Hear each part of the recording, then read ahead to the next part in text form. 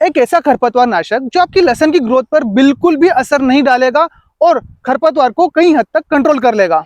तो वो है पेंडामेथिन 38.7% कैप्सूल सस्पेंशन, जो मैं बता रहा हूँ CS। तो CS क्या होता है किसान भाइयों, कि ये एक तरह की कैप्सूल जो कि माइक्रोस्कोप से देखे जा सकते हैं उनके रूप में बनी हुई होती है।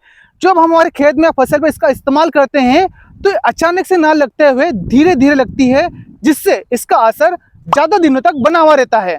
जैसे कि हमने पानी फेर दिया तो इसका ऐसा नहीं कि आज लग गई और खत्म हो गई, अगले पानी में भी यह काम करेगी।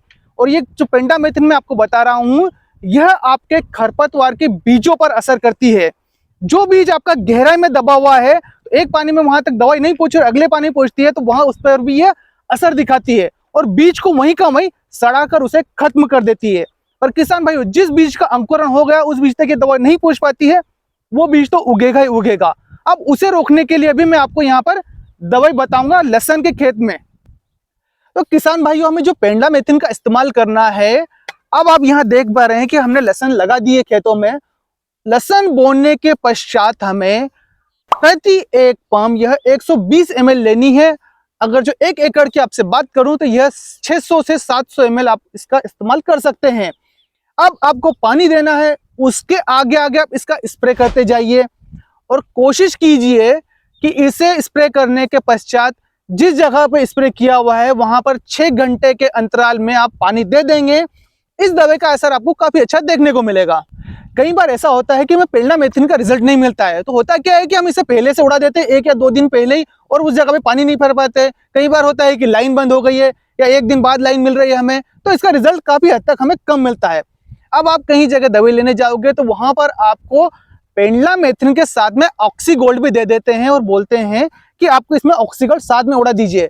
किसान भाई, एक विशेष नोट और इसका ध्यान रखिए कि ऑक्सीगोल्ड कभी भी बीज पर काम नहीं करता है कि खरपतवार का बीज हो गया उसे खत्म कर देगा। ऑक्सीगोल्ड बीज का जर्मिनेशन हो चुका है, मात्र थोड़ा सा भी जर्मिनेशन हुआ तो उसे खत्म कर देगी, पर बीज को बिल्कुल भी खत्म नहीं करेगी। तो आप एक्स्ट्रा खर्च बिल्कुल भी ना कीजिए। पेंडामेथिन में ऑक्सीगोल्ड हमें नहीं मिलाना है। आपको इस बात पे विश्वास नहीं होता है तो आपके खेत में 1 या 2 जगह सरियों पर इस बात का जरूर रिजल्ट लीजिएगा।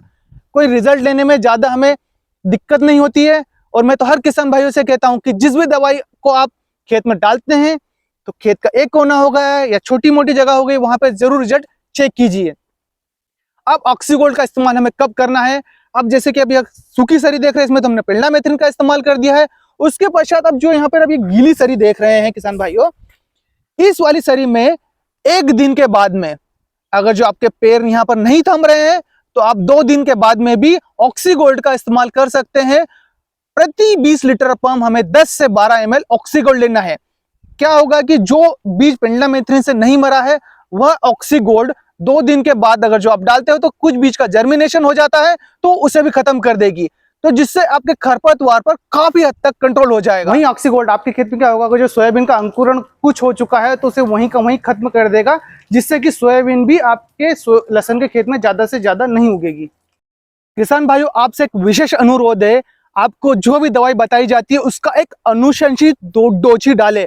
अगर जो डोज की अति कर देते हैं तो इस फसल पे तो नहीं, हो सकता है कि आगामी फसल पे भी उसका असर देखने को मिले। और ऑक्सीगोल्ड मैंने जो आपको बताई है उसका उतना ही डोज रखे।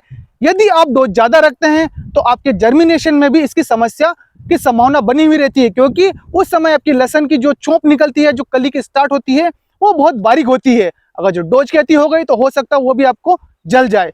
किसान भाई, मैंने आपको जो दवाई बताई है, इनके अलावा कौन सी दवाई का इस्तेमाल करते हैं खरपतवार नियंत्रण करने के लिए, कमेंट कर जरूर बताइएगा। और वीडियो अच्छा लगे तो अपने और किसान मित्रों से साझा करना ना भूले। धन्यवाद।